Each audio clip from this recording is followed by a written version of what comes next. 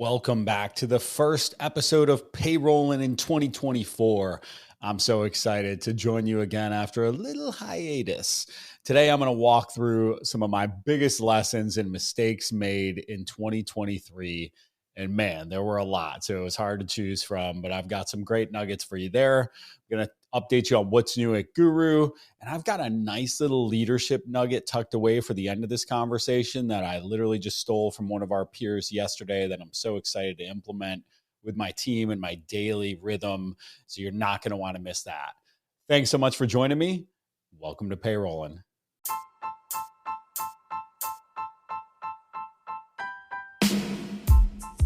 Welcome to Payrollin, the show where you will learn how to operate and grow your payroll business from the most dynamic minds in the business.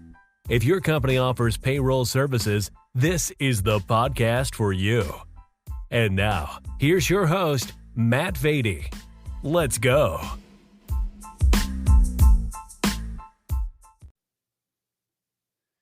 All right, everybody. Thanks for joining me again. This is Matt Vady. I'm your host. I'm delighted to welcome you to 2024. I'm not a big resolutions guy. I definitely use the time early in the year to revisit what my goals are, to look at my progress on them. I'm a vision guy, so I definitely, when we come to one of my biggest mistakes of 2023, you're going to see how some of these things tend to be in misalignment at times if we're not careful. But my book that I would like to recommend today is one that I reread every year. I'm 5 chapters into it. We're reading it as an internal book club. It's called The Success Principles by Jack Canfield. So this is a big book. I think it's 52 chapters, something like that, 300-400 pages. But it is awesome. It has basically all the, I don't want to call it self-help, but all the kind of self-help stuff in one book. It's written by the same guy who wrote Chicken Soup for the XYZ Soul. But, it's got how to create a vision, how to find your purpose, how to, get what you want out of your life and just practical, tactical ways to do that. I reread it every year. It really helps to keep me centered. And I go back and I've got these, this list of 30 things I want to do before I die, this list of the, things that I want to be, the lessons I want to pass on to my kids. My vision is clear. I have a vision board for what I want personally, professionally, financially, spiritually, all the stuff. So it touches on your entire life. And I love it because it just keeps me balanced. I read, I'm a little woo-woo with this stuff. Some of y'all might not believe in this kind of thing, but I read my daily affirmation where I talk about who I am, what I'm about, and it helps me just to get inspired. I read it on the way into work in the morning, and it just helps to inspire me to create positive energy throughout the day, even when I don't feel like it, which is very topical because we're sitting here, it's January 17th. We're not quite out of the woods yet with year end. And so it's been a slog. We're talking about, for us, our year end basically started back in November. It's going to run through the middle of February. And, I'm sure that's the same for most of you, but it's been a particularly rough one. We rolled out the PEO starting last year, 2022 through 2023. 2022, not a lot of growth on it. We were just trying to find our footing. 2023, substantial growth considering the size of it. And so it has been getting into all the new states, getting licensed, getting all of the tax stuff set up, and now, managing our first big year end on it. It has been a rather cumbersome process, and the team has been amazing. They've been troopers, they've been warriors, but, like all of us, we get tired after, again, we're going on a couple months of stressful work. So I've got to have those daily reminders of who I am, what I'm about. I'm a positive individual that's trying to spread positivity, that's trying to create an impact on those around me with that energy and allowing them to realize their own potential through my doing that in front of them and setting a good example. And so great book. Can't recommend it enough, but it's definitely very topical as we look at some of these biggest mistakes and lessons learned in 2023. So I'm just going to dive right into it. One of the first ones, kind of one of my mantras running out of 2023 is red flags are red flags.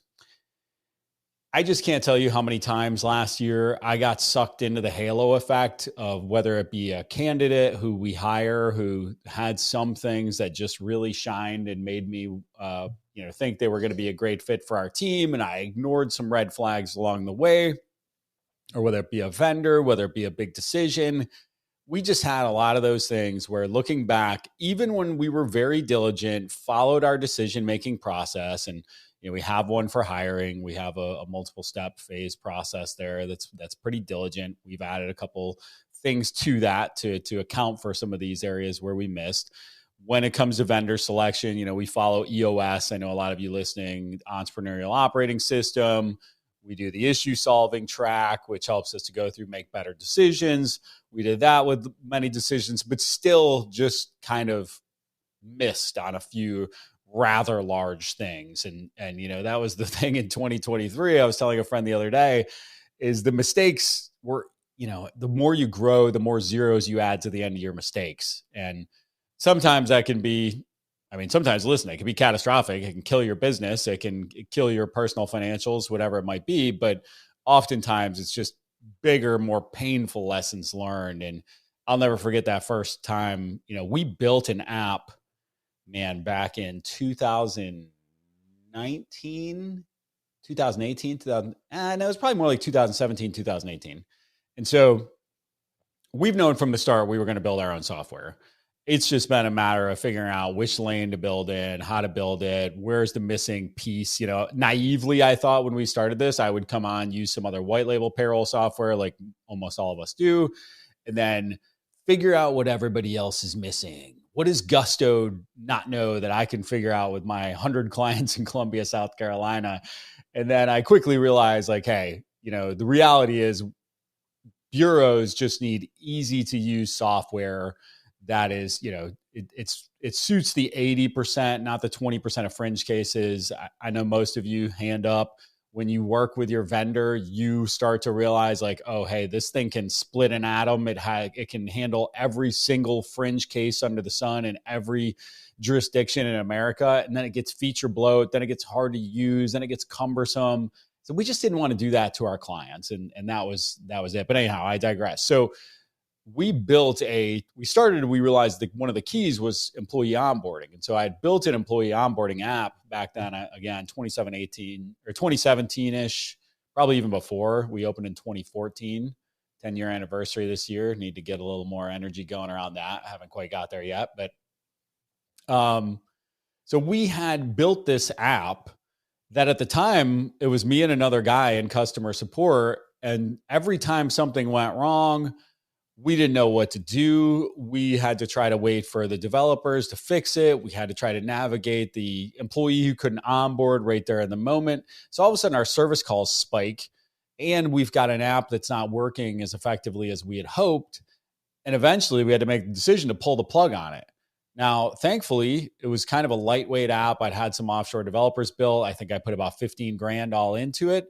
I just had to pull. That thing is dead. That's a $15,000 project I just let die, and the code is just sitting in wasteland in our hosting platform. And that was one of the first times I had to really learn that you can't dwell on these mistakes. You can't dwell on those. No matter how many zeros are at the end, unless it's a death blow, you can't dwell on it. You've got to just find a way to move past it, learn from it. And so that's why I do this recall at year end, is just to make sure that I'm not consistently making the same mistakes. And some of these mistakes are things that I should know better and we should have done. But again, when you look at the red flags, the halo effect piece, we had gone through the paces. We thought we had made diligent decisions, but then looking back, realized and again, hindsight's 2020. But we had some pretty big red flags in some of these situations that we should have ignored. So I'm going into this year with that red flags are red flags. If I'm going to hire a candidate and they're making grammatical spelling errors, not writing well, which, as a quick aside, if I could interview an employee, and for those of you out there who are listening that maybe are not owners or leaders, and even leaders, I would interview them purely off of writing if I could. Email exchange, chat exchange. Clear writing is clear thinking. And so people who can write and articulate ideas well, be thoughtful, not write walls of text that don't have a point. They can drive home points succinctly, tell stories, and really just converse in a very natural way in the written form.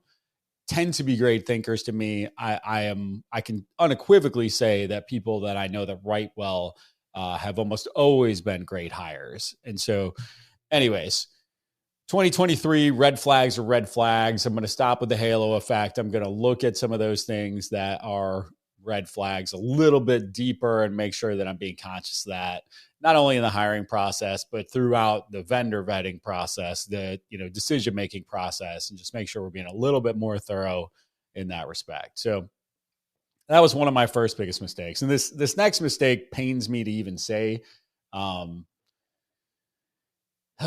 Yeah, it really does. So I think we prioritize sales a little bit more than customer success in 2023. And so we had taken on a little bit of outside money heading into 2023. Obviously, on a spreadsheet, you've got to show growth. You've got to show what the organization's going to do.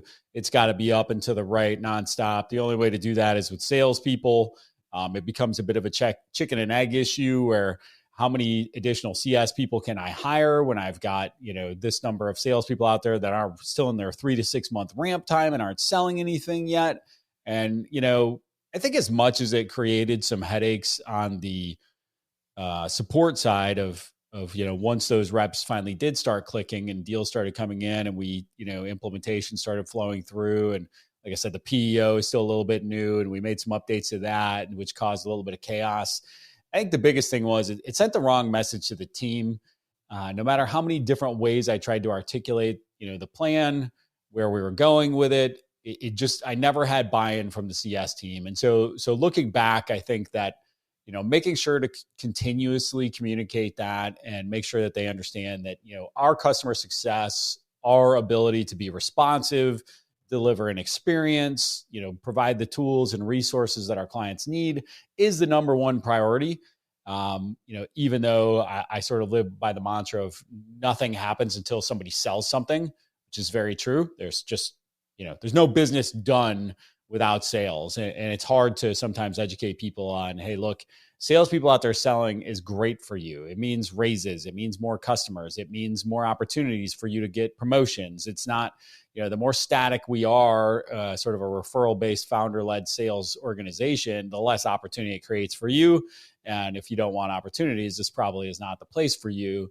But it's still, I think that the sales first focus rubbed some people the wrong way and ultimately ended up in some poor experiences for some of our customers, which we've, dealt with the fallout of that and or just having to go back and fix a lot of things. And so that was a big takeaway from last year. And over the last 60 days, particularly, I've sort of rolled up my sleeves, got back in customer success.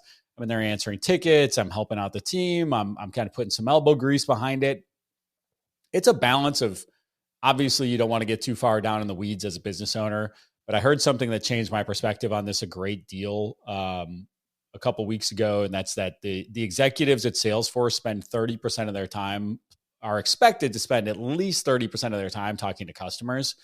And so what better way to talk to your customers than to pitch in and help your team, than to have those, quarterly conversations with the customers and make sure that they are happy and what can you do to help solve more issues.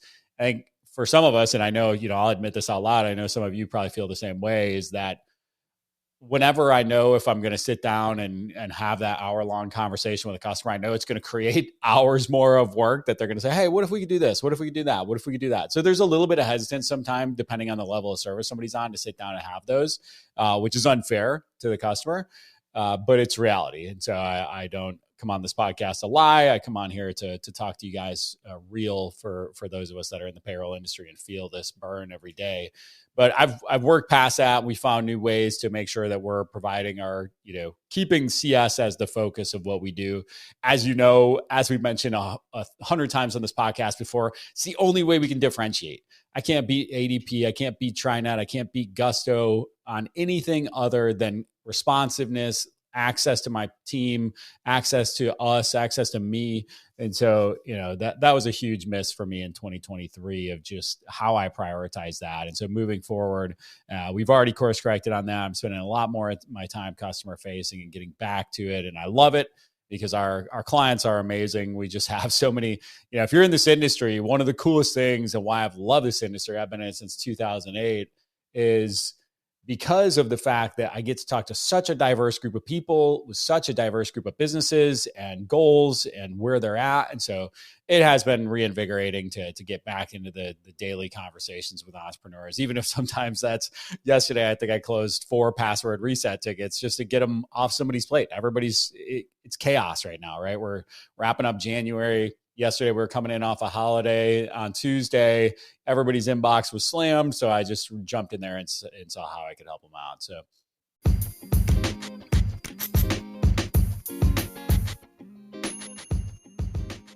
let me ask you a question. Are you the go-to person in your market for payroll and HR? Are you the first face and name somebody thinks of when they think about who am I going to refer this person that needs help with their payroll and HR support? If not, you might want to look into our executive LinkedIn management service through Underdog Digital. Underdog Digital is a sponsor of this show, and they've seen results such as, I'm looking at one profile right here where over the course of 6 months, they increased views by over 200%, more than 600,000 views on these posts in less than 6 months. Another one, plus 1,000% increase in 8 new conversations in the first 30 days. This is a tremendous service to help you to become the go-to person for payroll and HR outsourcing in your market. They create content for you, engage with other people in your space, send connection requests, and do outreach to generate conversations that do nothing more than create valuable relationships with your target audience. If you're interested in learning more about Underdog Digital's executive LinkedIn management service, go to underdogdigital.co. That's underdogdigital.co.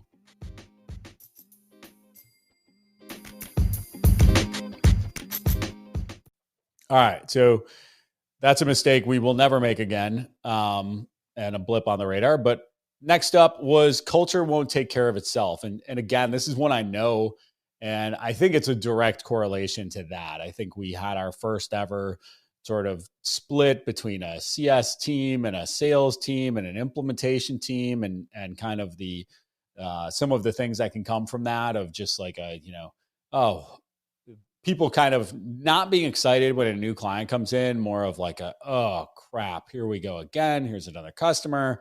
And so that was tough, and trying to, again, be very hands-on with the team, but also allow the leaders to do their jobs and be hands-on with their team. Most of my direct reports are the leadership team. And so it can be challenging for me. This is a new phase of our company to know where to dive in and be more hands-on daily with the teammates.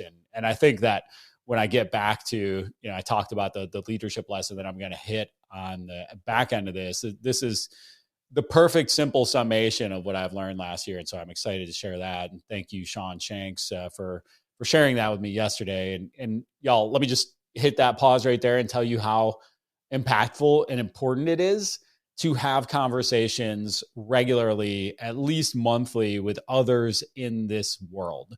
I've had a couple conversations this week with people in the industry, and then I'm blessed enough to serve on the board of the Independent Payroll Providers Association, the IPPA. If you're not a member, why? Don't be foolish. Go join the IPPA. Single greatest thing we've done for our payroll bureau. But having those conversations and understanding what's top of mind for other people is really, really important. And what you'll find is that, there are things out there you didn't even know should be on your radar, which can be frightening in and of itself, but you don't want to get behind. But B, it's nice to know, like, how are you handling this? Oh, how are you keeping culture good during year end? What are you guys doing to keep morale up? That's been a conversation I've had multiple times over the last 3 months, just trying to do best by my team, trying to make sure that we can create a mindset around here of, hey, life is 10% what happens, 90% how you react. And, customer success is the perfect embodiment of that, because if you come in and let what's inbound dictate your attitude for the day, then you're going to have a rough day, because there's not a lot of people reaching out just to slap high fives on the customer success side. They got real issues, they got real things they need done, and they don't always take 5 minutes. So, all right. Next big thing I will say is, and kind of the dovetail on that, I guess I missed a bullet here, is also, a couple of bad apples can really spoil the bunch. Old cliche, but man, we had some teammates this year that were just intentionally rowing in the wrong direction. And as soon as that was recognized, it became very obvious that we needed to, move on and find new ways to move forward. And it was shocking, the impact that a couple of people can have on the culture when they are just really spending a decent portion of their day undermining the leadership team, complaining about the work. It is shocking. And the amount of fresh air that's breathed into the room, even when people have to pick up some of their work, it's funny how much their mentality changes. And, that again comes back to the culture not taking care of itself, of being able to recognize those things by having those daily conversations. And this year, for better or worse, we had more sort of daily, weekly conversations with our team. Some of those were not positive, some of those were incredibly positive, and everything in between. But yeah, it is amazing what happens when you remove some people from your organization that are just trying to actively destroy what you are trying to build, which is, they don't realize they're doing that when they're just gossiping and they're talking about people. But man, it is crazy how much of a relief it is. And they think everybody's with them. Is the funny thing is, misery loves company. People will always kind of join in with them, but you'll realize quickly thereafter that, the other people aren't with them. They're just trying to be polite, and they're just trying, again, like, it's fun to complain as a group. So anyhow, a couple bad apples can spoil the bunch, and they'll definitely impact your culture in a drastic way. Finally, the last biggest lesson I learned of 2023 was I need to focus more on the 6 inches in front of my face. And so what that means is, we got hung up again. You take on a little bit of money, you've got big goals for your bureau, you've got big goals for your life. You tend to get big picture focused, which is great and an awesome skill that most people don't have, is a clear vision for what they want from their life, their company, their relationships, their service, their spirituality. I'm blessed to have those things and to be focused on those things.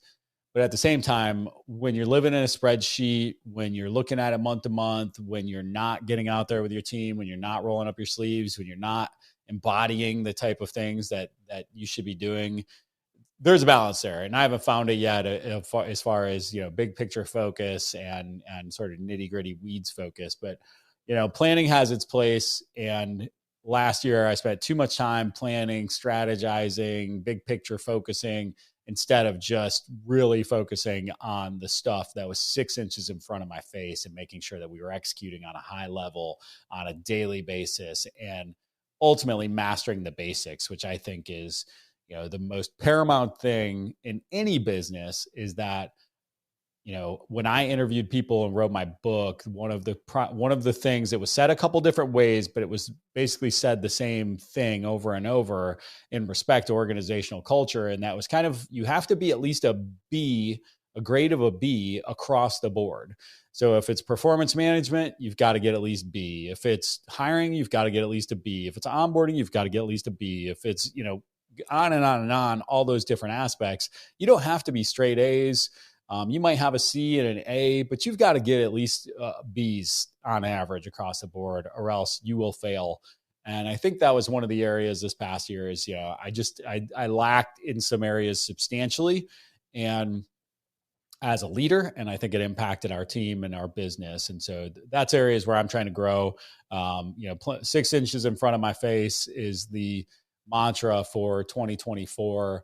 And one of the things where I went to land that plane at the beginning about, not doing resolutions necessarily, is that I do have a word of the year, and the word of the year is adventure. And so I want to come back to that, because I think as it relates to adventure here, it is one of the things I don't want to lose in the spirit of all this, is the mindset that we're going to try new things when it makes sense. I don't think we need anything new right now. We're about all full with the PEO, ASO, changing platforms, migrating everybody to our software now. We got enough going on. I don't need any more adventure in work, but just more adventure outside of work. Started the year off with a polar plunge on January 1st. Had a bunch of guys and gals over to the house, and even some kids jumped in. And I know what you're saying, Matt. Don't you live in South Carolina? How could it be polar? Well, listen, dude, the pool was 45 degrees. That's cold no matter how you split it. A typical cold plunge is 50 to 60 degrees. So I don't want to hear it from you Northeasterners and my friends in the Midwest and everywhere else that it wasn't cold, because it was cold. And it's 22 degrees out here right now. And I'm thinking about moving further south because I'm tired of this. I moved to South Carolina to be sweating year round, not to have 22-degree days. I'm about to be the youngest snowbird down in Florida in the next couple of years. Anyhow. All right. So big lessons learned, halo effect, red flags are red flags. Don't let one thing overcome any negative things that you see and really take your eye off what's in front of you.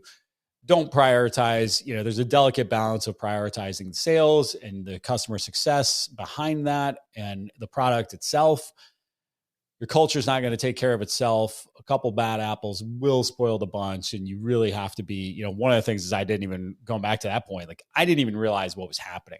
It took me a while to unwrap and understand like, oh crap, these people are literally talking junk on half of our team and trying to get everybody else, the other half, on board with that junk they're talking. And so you got to be careful. And focusing on that 6 inches in front of your face and realizing while planning has its place and while the big picture is critical, you've got to execute on a daily basis. And, there are fires burning today. I think that's where I got tripped up is I remember reading this book by Reid Hoffman, Blitzscaling. And he said, one of the hardest things about growth is letting fires burn. And, so there were times where I was like, just understanding, hey, I've got to let some of these fires burn. I've got to get comfortable with that. And I think I just had too many going. And that was really ultimately the struggle that I had. So all in all, great year. I mean, I don't want to put 2023 was a banner year for us as a company, substantial growth. We saw some tremendous new teammates join our team. We saw, we had to let some people go. We've had everything in between. It's been an awesome year. And I'm so excited about where we're going and the people we have in place right now. But I think it's important to do this sort of refresh of, all right, what were these big mistakes I made last year? And even I have this great platform to come out here and talk to you about them and just make sure I don't do them again. And especially at that level of scale, because as the zeros add up, man, the zeros add up.